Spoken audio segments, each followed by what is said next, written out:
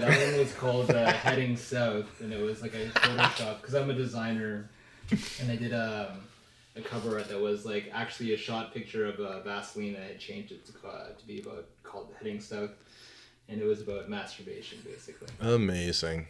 It was like, why not? What did you do? Man, I want to do a whole podcast on all, like, reviewing all the films that I fapped to as a kid that could have been good, but there's like the whole laundry list of films that just ended up on City TV at like 2 a.m. Well, I guess it was probably 9 at night. Or Showcase. I mean, Showcase that if you were so lucky to have cable. To rewatch them with a critical eye. Right. Exactly. I think it'd be great. Enhance yourself, boys. When you saw on the TV guide that it was a foreign film, you're like, oh yeah, this is definitely going to have some gratuitous nudity. Yeah. Oh man, it's Wild Orchid. Shout out to Wild Orchid. Yeah.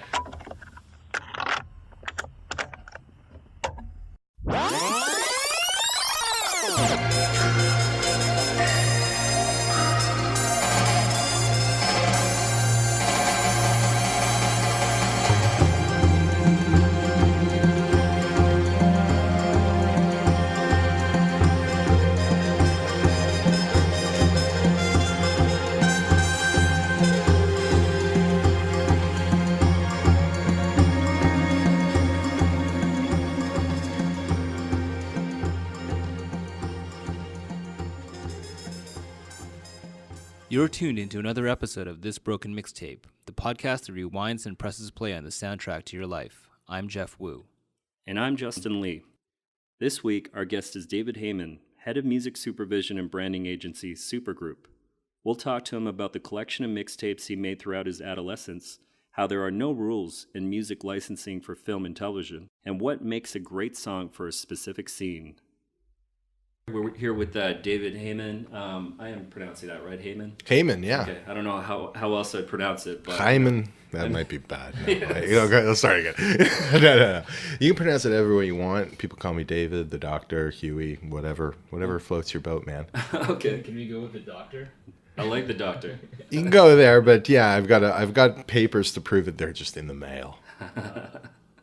So David, I know special degrees. You're involved in music production or music supervision and music branding. That seems to be a field where some people have kind of an idea about what it entails, but I think that, myself included, I think we sort of look at it in the most sort of glamorous terms, and we think like, they're specifically we're choosing music for film and television. And we don't really look at the backstory, like all the legal stuff, getting the rights for every single song. Sure. It's a lot of work, I'm sure. Maybe yeah, man, it's a jungle out there. Yeah. It truly is. What I've tried to do is take that down to the most base level.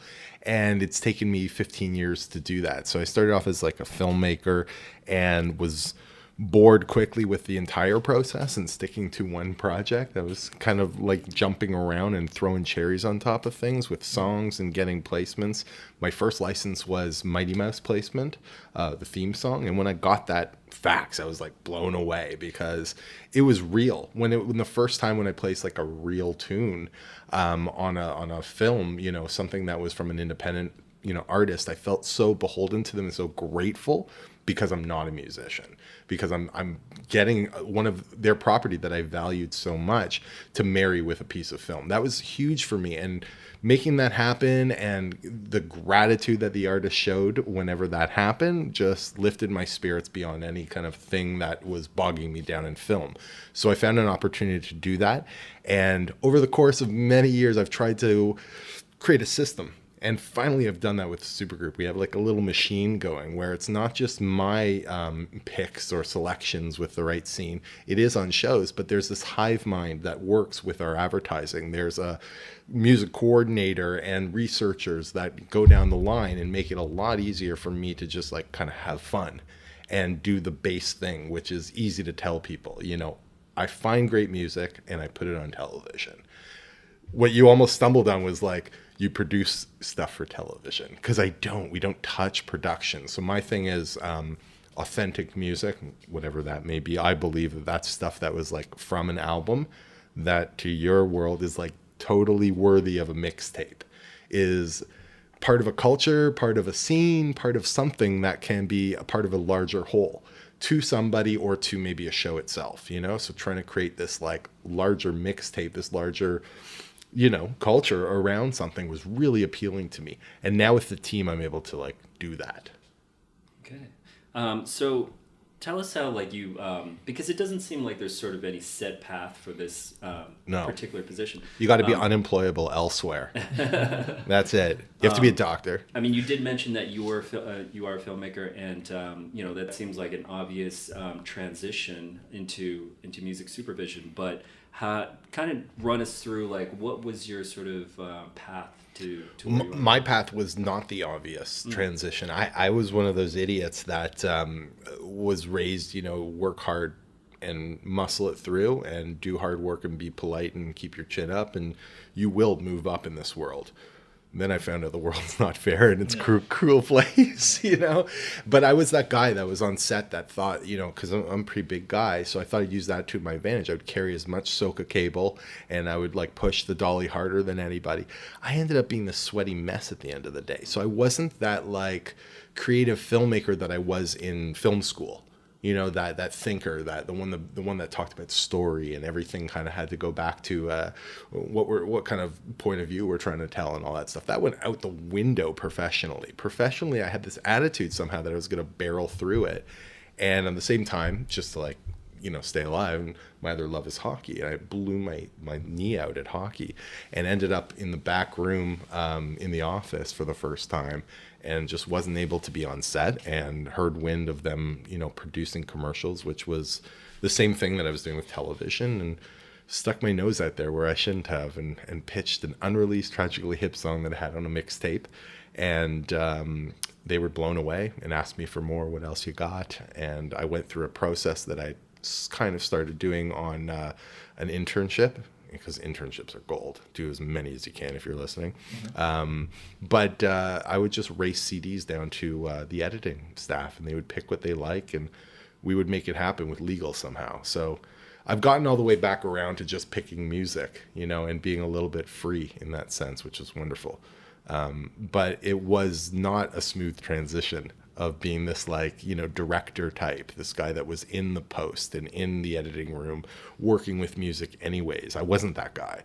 I thought I was going to be a cinematographer, and I was shooting bands, you know, band photography, crappy, like really shitty stuff, right? But I was making contacts, and I loved showing gratification towards bands. Like, I would be cheesy. I'd walk up to bands and go like, I really fucking love your music. And I don't think people do that often. No, like, everyone's just too, you know, too cool. Way too cool. Yeah. Yeah, you're going into the situation thinking, I need to be cool around this guy. Totally. But especially around like 2002, and like this was like the dawn of like indie world. So like Iron and Wine and like Death Cab for Cutie, and like all of a sudden this like 6'2" guys coming up to you going, I really like your music, you know, and I don't look like an indie like hippie hipster, you know what I mean? So it was, I think people were taken aback, and my enthusiasm is just, it's still to this day, I can't hold back, you know, because I have no talent of my own.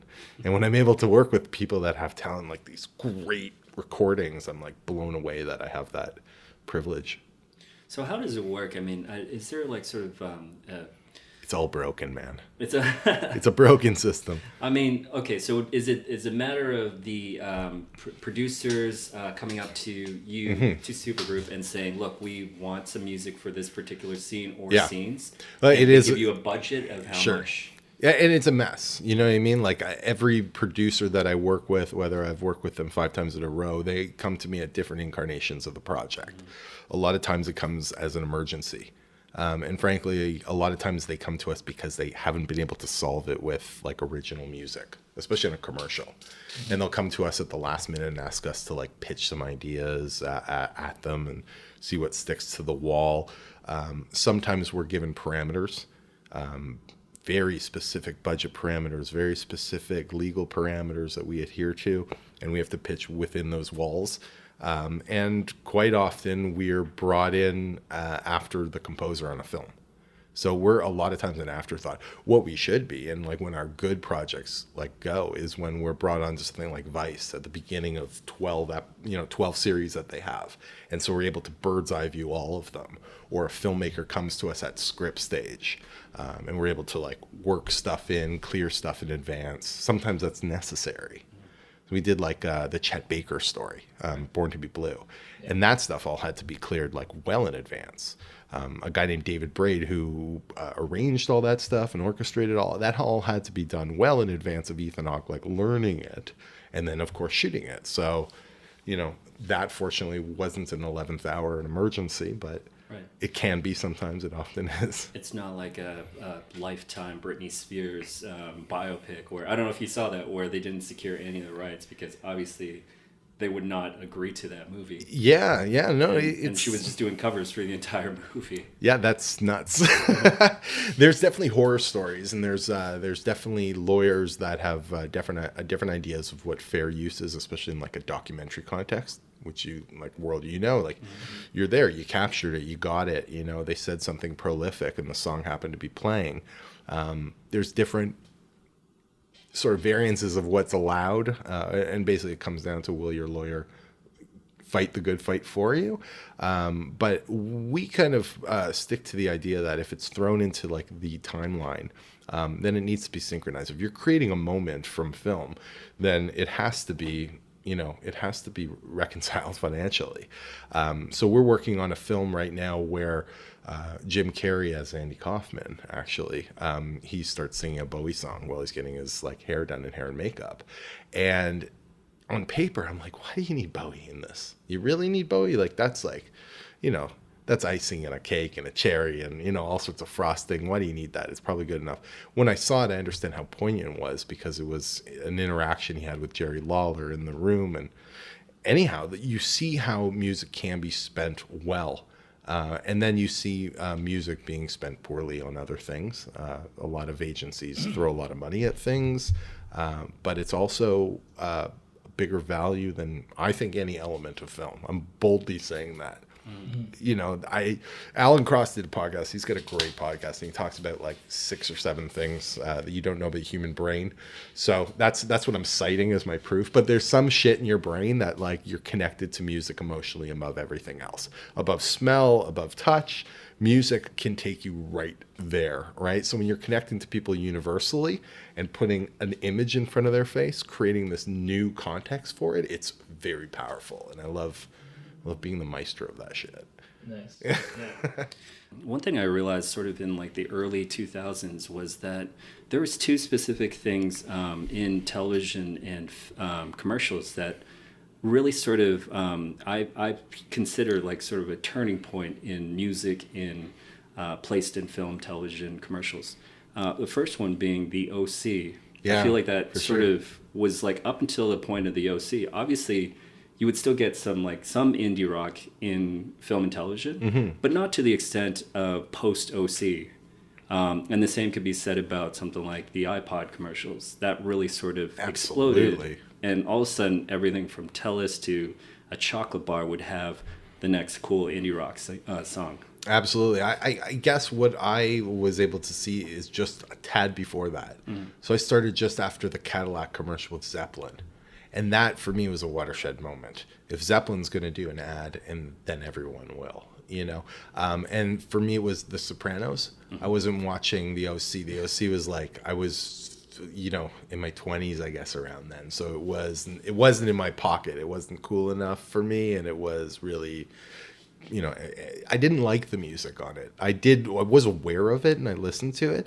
But to me, it still felt corporate to me. However, it felt new.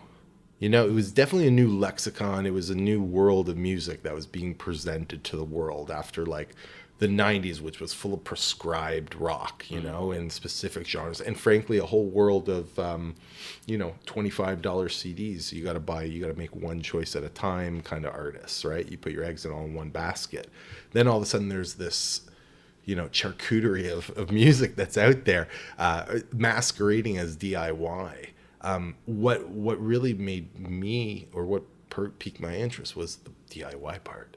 And then I found the ones who were really DIY. And then I found the Toronto scene. And it was all kind of inspired by their methodology, but I hated the sound personally. You know, I actually liked at the time, like One Tree Hill, and I didn't like those shows like Gilmore Girls, but I got it. Like I'd watch my girlfriend watching it in the background or something, and I'd be like, I know how they're doing this. It's so fucking easy. It's just like, you know, mixtapes I did. It's pulling at heartstrings. It makes so much sense. And as soon as I started doing it for commercials, I really understood that I could do it. Yeah. It's funny that you should mention Gilmore Girls. I've seen a total of maybe 3 episodes ever. There's a lie, but sure. But I do remember seeing this one episode where Sonic Youth played, you know, some just random buskers. Amazing. Like, at a park, and I'm like, this is insane. Like Sonic Youth on Gilmore Girls. So, love that. Yeah. That'd be like a pinnacle for my career. Right. Yeah. I haven't been that lucky. Tell us some of your favorite projects that you worked on, and like what were really just resonated as kind of, you know, wins for you.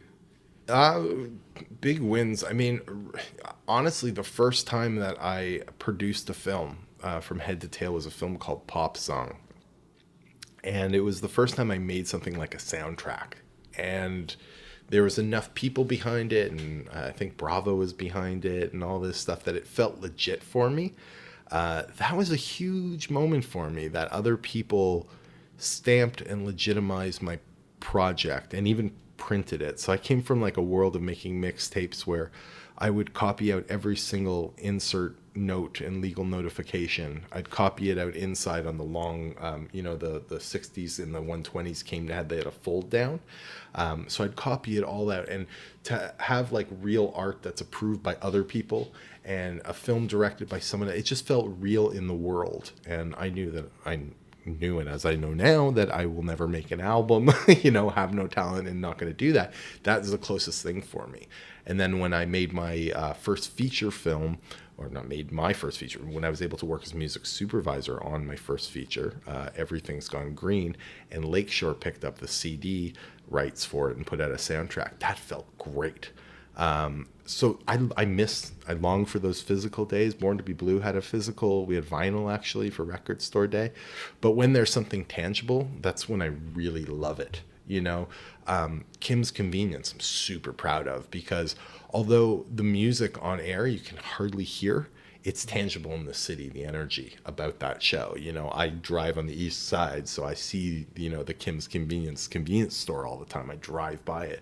It feels real. I'm a Jewish guy, so I get the plight of like immigrants, you know, and I just love that we're able to get all sorts of music from every genre in a dogmatic way from Toronto. Mm-hmm. And that like working in a dogmatic sort of way really turns me on as a filmmaker kind of guy, right? Having like a lot of rules and whatnot and adhering to them. But Vice, man, that's got me going right now. The content that they put out, it's been like a 3-year dance with them to try and do more work with them, starting with Payday and Nirvana the band The Show, which we do the music for. Now we're taking on their entire slate creatively and working with them with like an admin kind of circle. And I'm so excited about their content because it's stuff I watch, you know? So absolutely. That's got me jazzed. Going back to Kim's Convenience, I mean, I've seen the show, and yeah, you're right. Like, I don't quite sort of pick up on the music because it is kind of just faintly in the background. But you know, I'm Korean myself, right, and I know, like, you know, in the context of the show, I'm trying to think: has there ever been a scene that called for a K-pop song? There had sort of been, but we didn't need to up it. Do you remember there was their cousin comes in from Korea and she's all K-popped out. But, you know, it would have been like a Jack in the Box moment. Like, you guys don't do laugh tracks and shit on this. It would be that, because her character popped out in the store and in the home, both of which are locations that just don't have music. Right. So if we threw in a K-pop at that moment, it would be like shining a light on, you know, it'd be pretty racist, to be honest, frankly. I don't know. How do you feel about that? I mean, I wouldn't find a racist person. No? I would just be like, yeah, that's fair. I think interesting. I'd push back on that in the spotting session. Yeah. As like a racist moment, I would say, it's like a long duck dong kind of situation, right? Totally. Yeah. And they were poking fun of that trope as well. you know, by the way that they shoot her and pops in, you know, and obviously the show isn't that, right? But it touches on a piece of that. Sure. Absolutely, right? It's fantastic. You know, people have been making fun of Jewish accents and all that stuff openly for years. So now I can actually go, okay, see you bye in my office, you know, and it's legit. I just love working on that show because we do try and engage different communities. I do kind of spread the love, and I have like the power to do that because we're just dropping stuff in. So we've gotten everybody from like Sugar Brown to you know, big artists that are breaking, like Jason Collette on Arts and Crafts, who's been around forever, or Ralph was really a big hit. Ralph is just, her new album is amazing, and we got some advances on that. Bossy was on it. We had all sorts of acts from Toronto. It was really made me proud. Yeah, Put a tear in my eye. Well, we have so much music to celebrate in the city, and it's great to hear it like on a television show that's, you know, set in Toronto. So. Yeah, I do love that. I do get a big kick out of putting it on in one of my international shows, though. And when I'm not even intentionally trying to go for Canadian stuff, and it's just like Canadian stuff rules, it is the best to my ears, and it works best on this scene. And this scene's going to go worldwide, and they're going to get love from all corners of the world. So I love when that happens. I love when a community kind of latches on. At one point during the LGBTQ storyline of Rookie Blue, the Irish lesbian community latched onto Rookie Blue and then latched onto every single artist that I'd put out there. And it was a phenomenon, right? So you get these pockets, you get a lot of people making mixtapes of their own based on what we share off the shows. And I love seeing that. I love knowing that those are maybe songs they're going to share with like other loved ones to express that same sentiment they saw in the show. You talked a little bit about how you made a lot of mixtapes in the past. So does this seem like keeping in par with that, you know, curating playlists and mixtapes and what you're doing now professionally? Yeah. Is that... What I've been doing in the last couple of years, yes. We've started a playlisting company. So we're doing playlists for Coca-Cola. So all the Coca-Cola Play a Coke brands, I brought a bottle. So they have like a playlist on them. They all say something. Yeah. And they use augmented reality to like pull that mix up in real life. And now we're doing 360 mixes because they go around the bottle. So now the middle song is now the end. And the first two songs are the first two songs, and the last two songs are both the openings because it's a circle. Yeah. So if you go right or left, those both becomes so I'm thinking about mixes in a different way, and they respect obviously like 20 songs per playlist tight. None are 21, none are 22, you know. There's no explicit language. We have these rules about artists that have engaged with Pepsi and stuff like that. I love rules when it comes to playlisting. So when I pitch in, you know, for the last like 15 years as a music supervisor, it doesn't feel like an extension of what I do, because all of that minutia that I love about playlisting goes out the window. They're like, why did you pitch 18 songs? I'm like, because this is about life. And 18's the Jewish number for life, and like you have to understand that that's why, you know. And they don't get that like I arced the whole playlist so that their listening experience is like that, and a play long form. You're speaking our language. I mean, Jeff and I were in this mix CD club, and this started like 10 years ago. Really started off with just 3 or 4 of us, and then quickly blew up, and soon we had like 20, 25 people. Awesome. And there was no rules other than if you were going to make a mix each month, we met up at a different place, that you just made enough copies for everyone. Right on. Yeah, and the group would expand. And yeah. But this guy, I mean, tell him some of the themes that you made. Oh, let's see. I did one that was like robot music. Nice. I did one that was called "I'm Gonna Kick Your Ass," and it was all like filled with songs from famous fight movies with sound clips. Nice. From those movies. I'm really into that. Got to do it that way. Yeah. Oh yeah, that's so important. There was like Rocky and Bloodsport and Over the Top, and there was also the Touch that was on there too. Right on. From Transformers. What else was there? You're not talking about the most important one. The best around, Joe Esposito. Yeah. Absolutely, but I mean, like for the mix CD that is the most memorable in my mind, and I'm sure everyone else is. There was a Vaseline jar on the cover. Oh yeah, that one was called Heading South, and it was like a Photoshop because I'm a designer, and I did a a cover art that was like actually a shot picture of Vaseline. I had changed it to be about called Heading South, and it was about masturbation basically. Amazing. Because like, why not? Why wouldn't you do that? Man, I want to do a whole podcast on all, like, reviewing all the films that I fapped to as a kid that could have been good, you know, but there's like the whole laundry list of films that just ended up on City TV at like 2 a.m. Well, I guess it was probably 9 at night. Or Showcase. I mean, Showcase that if you were so lucky to have cable. To rewatch them with a critical eye. Right. I think it'd be great. Enhance yourself, boys. You know, when you saw on the TV guide that it was a foreign film, you're like, oh yeah, this is definitely going to have some gratuitous nudity. Yeah. Oh man, it's Wild Orchid. Shout out to Wild Orchid. Yeah. That's a good one. But yeah, man, like mixtaping is my life. You know, that was my life before this, and I didn't see it as a parallel. Mm-hmm. I really because I look back at my mixtapes and they're not licensable music. In that sense that I loved big stuff when I was a kid.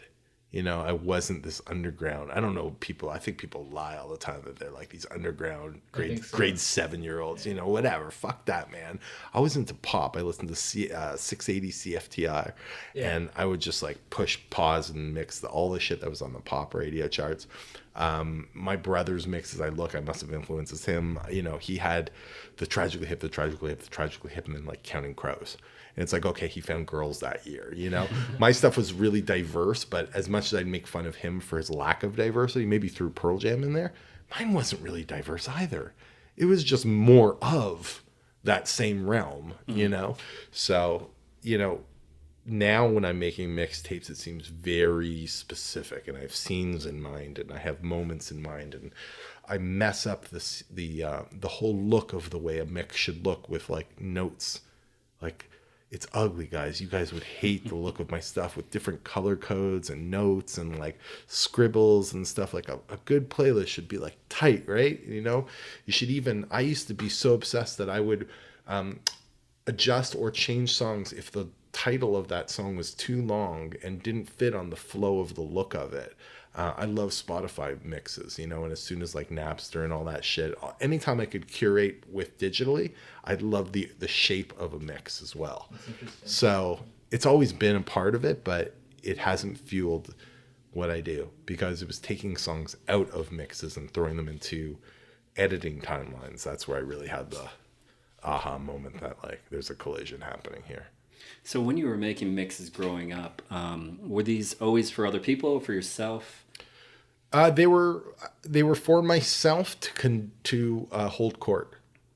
Absolutely. So my parents allowed us to have dance parties, and so we had dance party mixes.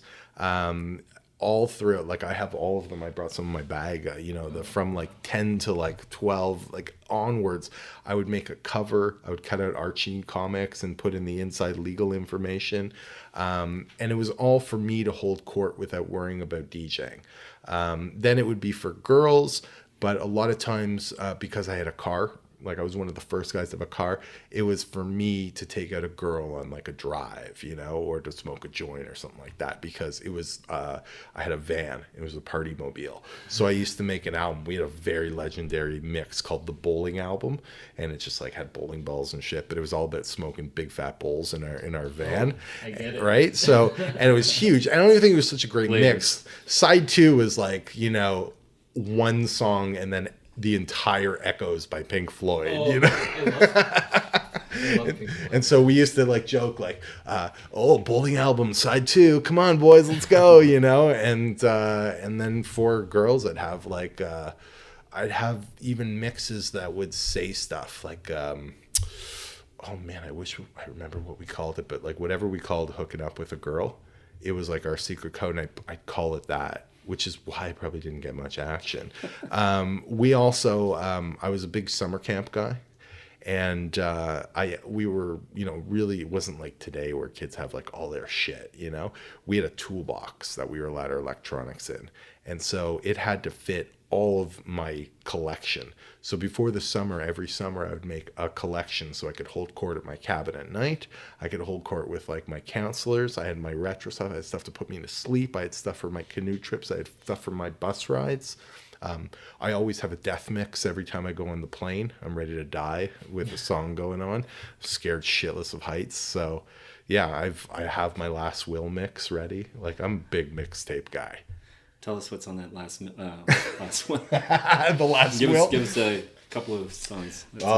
Well, again, shout out to Jason Collette. Bitter Beauty, the Pony Sessions version is on there.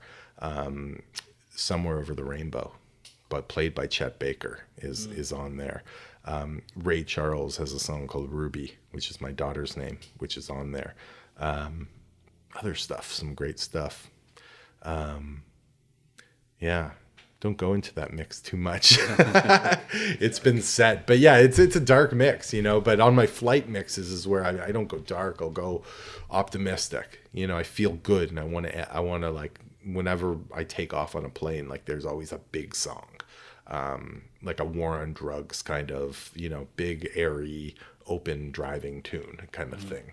If I go out, I want to go out in like a blaze of glory, but not too heavy. Let's go back to film and television here. One thing that preparing for this interview, we were thinking a lot about what are our favorite music movie moments or television.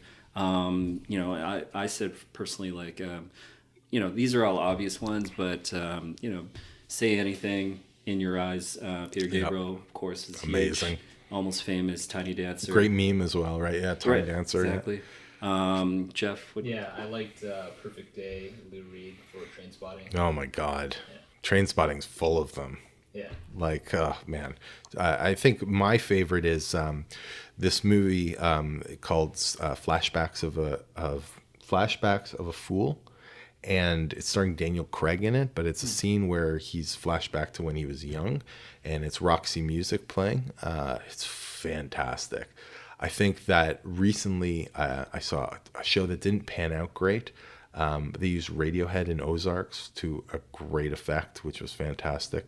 And I think my favorite, or one of the biggest moments for me, kind of in that era that you're talking about, like early 2000s when OC was around, it was it was Arcade Fire, Cold Wind on 6 Feet Under. Oh, yeah. And that was really powerful because I was a Tragically Hip guy. And part of the reason I was a huge Tragically Hip Canadiana guy is because I liked seeing artists who had my world all of a sudden make it and be recognized. Not necessarily even artists like, that went to the States and made it, but ones that love Canada, are Canadian, and are able to have that voice kind of move beyond. And I saw Arcade Fire as that for sure at that time, with Funeral coming out and just that whole movement. When they were sort of stamped as like the most dramatic sounding thing on television at that time, made me really proud. That was huge for me. Soundtracks, obviously a big thing. Yeah. Name some of your favorite soundtracks of all time. Oh, like Back to the Future, like, yes.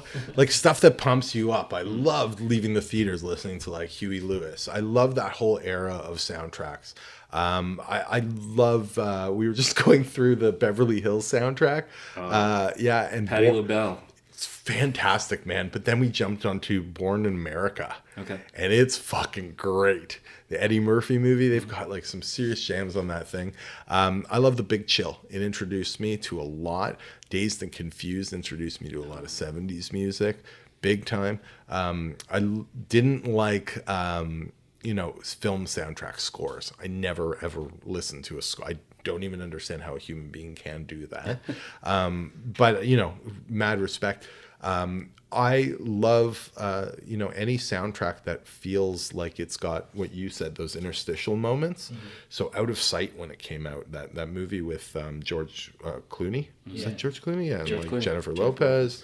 Fucking phenomenal, like little interstitial hits. All of Tarantino's stuff has that. When I was a kid, I used to recreate Good Morning Vietnam and then put my own songs in between. I can still do fucking like parts of it, you know what I mean? Like that kind of stuff was so powerful to hear how it would flow in from a clip into this whole world. I fucking love soundtracks that did that.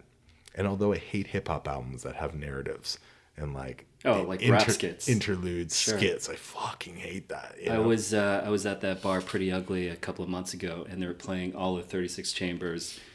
which I can't get mad at, right? You know, that's such a great album. Yeah. But then I don't think anyone was paying attention, like the staff, and they played it for the second time. So we heard, I don't know if you remember the torture skit. No. Or it's that part where they're just going through all these brutal ways of torturing someone. You know, like, I'll put your balls in a clamp and I'll keep tightening them and tightening them. We heard that twice, and I'm like, there's no reason to hear this ever in public. You know, I love that sketch, but it's just... So if you could tell us, you know, when you're trying to find the perfect song to soundtrack a specific scene, you know, like you said earlier, that, you know, on the nose. I feel like sometimes you hear a song and you... in your mind, you're like, that's a little too on the nose. It's like literally just narrating what's happening right now. Yeah, I hate that. What makes a great song for a scene? For a scene, generally songs that are universal, that are human, and this is not a rule at all. You know, we just placed a song called Kenya about Africa on a Canada commercial, because it sounded like he was saying Kenya. And it was a universal theme of traveling and discovering. So I like openness, but, you know, every once in a while a song about a girl will slip through and it just works as background. But when you're talking in wheeze, a lot of empowerment songs are great because they won't hurt us, you know, they can't stop us. We've got this kind of thing. You know, a lot of meandery folk that tells a story is really going to be problematic for film and television, like, bottom line, you know. But if you are esoteric and there's a lot of, you know, cut and paste, collage-y kind of feel to your stuff, that works really well. Like a Patrick Watson kind of thing where his voice is just really nice and high. A lot of the stuff feels like it's imagery just pasted together, and it all resolves in a universal notion. That stuff is great. And of course, the biggest thing for me is dynamics, more than anything at all, you know, because even if it's a rock song that's the best rock song, it's going to get stale and boring on picture unless it changes and does something. So the biggest thing I'm looking for is space and dynamics. If it has a lot of space in it and gives me moments to breathe and move, then I'm able to pick up on that, and that's where dialogue can live. That's why I love retro music so much, because there's all this air in the room that you can feel, and it just sits so nicely under the frequency of modern dialogue. But it's not so much stuff that will get it in the way. Like, I'm willing to listen to anything. If you got a song, you know, about a girl's name, it's not something I'm not going to listen to. You're just more likely to get a sync if you have a dynamic universal song. In terms of pricing, like, how much does a typical well-known song run for to license in a I guess it depends if it's like how long it's being played for in the show or film or commercial. There's no fucking rules. Really?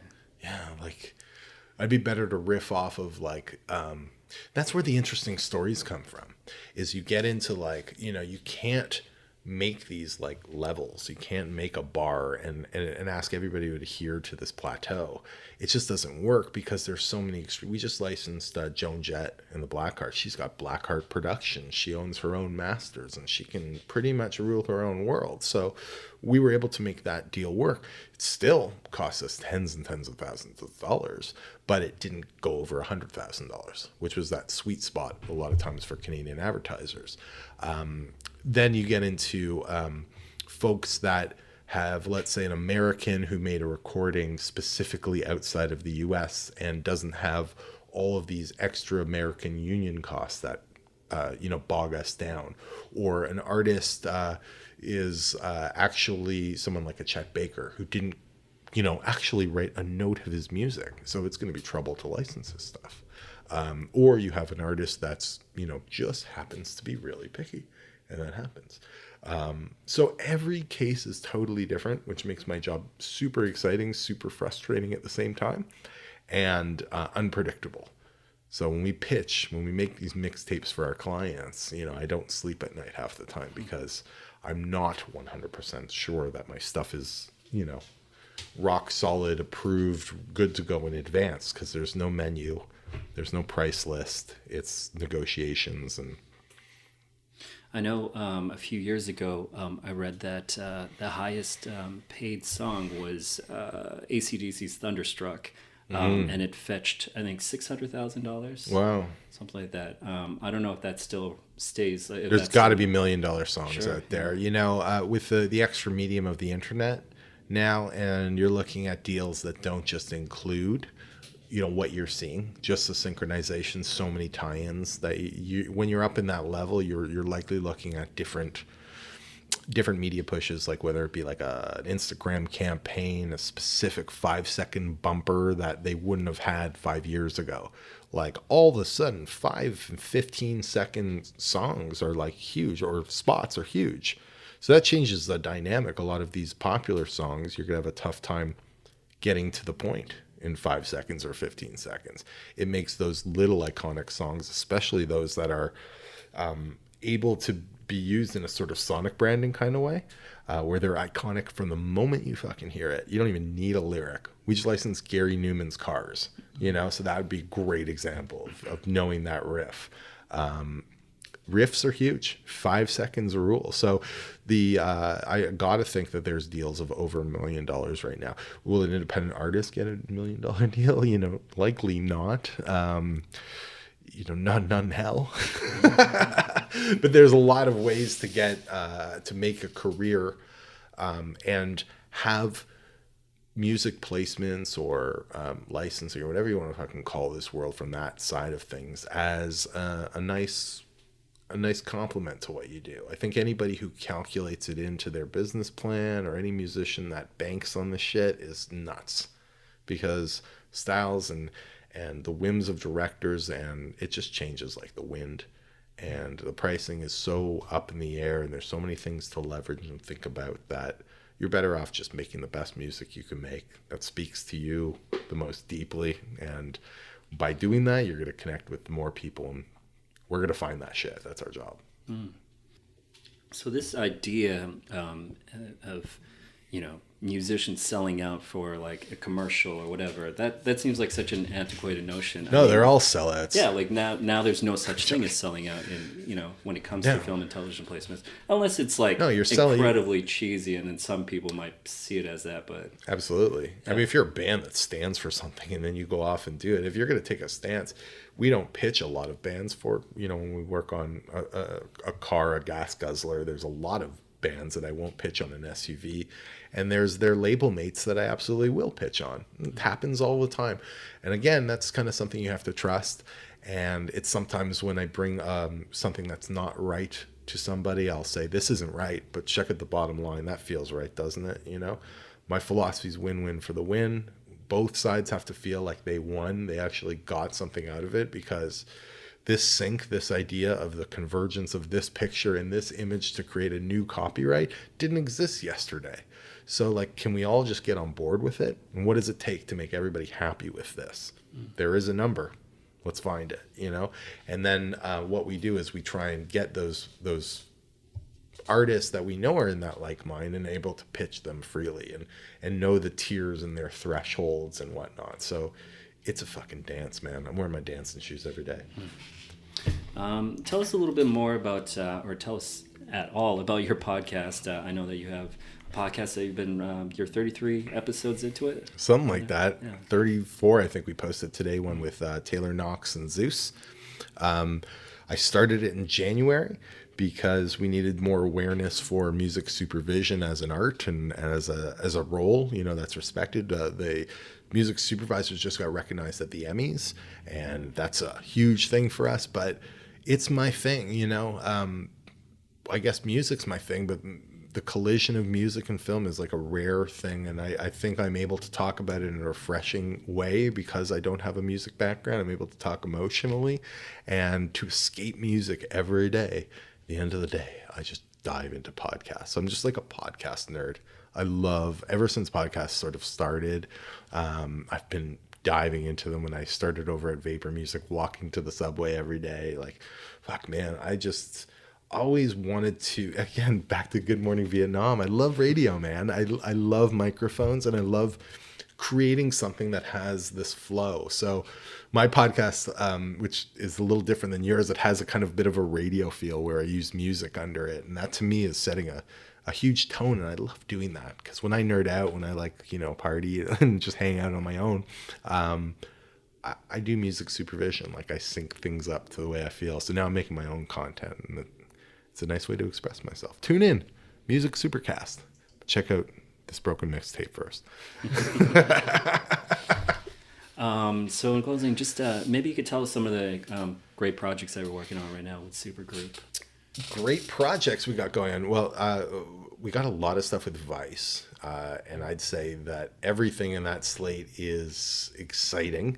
Nirvana, the band, the show is coming back. I can talk about that. I hope Payday comes back. We're working on a film called Stockholm with Ethan Hawke, Deco Dawson's newest project. We have numerous ads on the go, a bunch of, 2-car ones. We've got a Classico ad that's out there that I'm really proud of. All the dancing Nonas to DJ Khaled, All I Do Is Win. So that's the ad I'm most proud of. But we were working on The Detail, Burden of Truth, Kim's Convenience, Letterkenny, I said Kim's Convenience. Yeah, we got a lot of TV shows going on. We just finished Saving Hope, which aired. Entanglements in theaters. There's a fuckload going on, and then Play a Coke in the stores everywhere, in McDonald's, in all the Couche-Tards and Max Milk and Circle K's out there. You can get Coca-Cola.